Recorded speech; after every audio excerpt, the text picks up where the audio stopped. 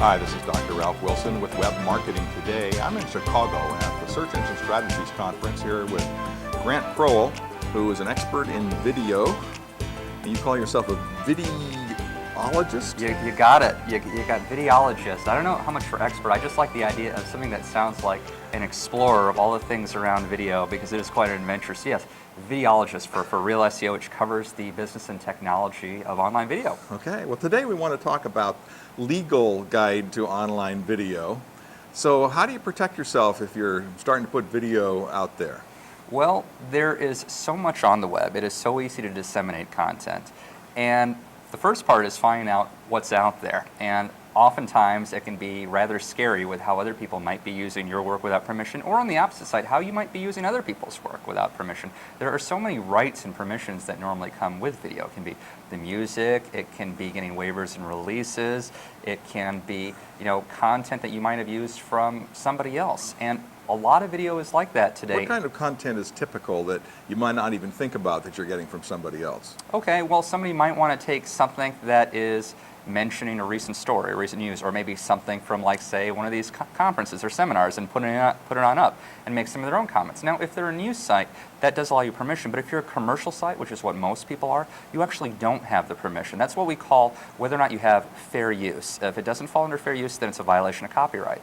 Uh-oh. Uh-oh. So if you're a commercial outfit, you need to look at the fair use laws very carefully then. It also varies by state.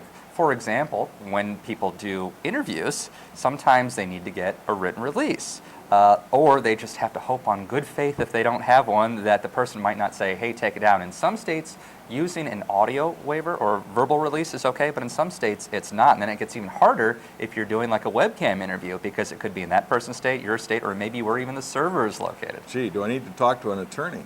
You probably do. If video is going to be a good part of your business model, or if any video you do is valuable for your business, it's a good idea to talk to an attorney, one that specializes in intellectual property, knows internet law, copyright, but also who participates in this space, who's out on social media and doing videos themselves. Mm-hmm. I would think that musical intros and outros might be something I'd be careful of as well. Well, you want to make sure that you have permissions, and there's a lot of stock footage you can use. And the thing is, it's relatively cheap.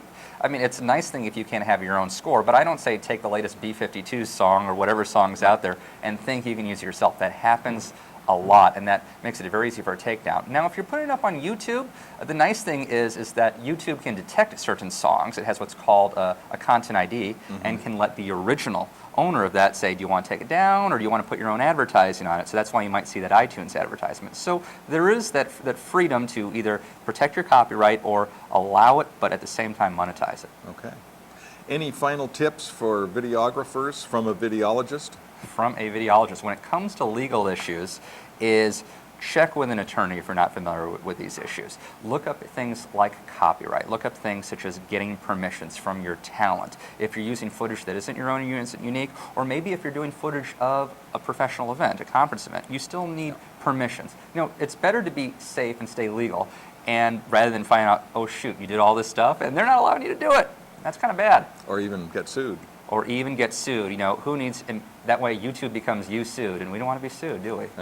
Well, thanks for sharing with us about legal matters. Now tell us about your business and what you do. All right, well, I am, again, videologist, the fun title for Real SEO, which covers the business and technology of online video. We come out with tips, news, analysis, coverage of events, commentary, lots of interviews, and we also speak at events like this. All right, thanks so much for sharing. This is Ralph Wilson with Web Marketing Today.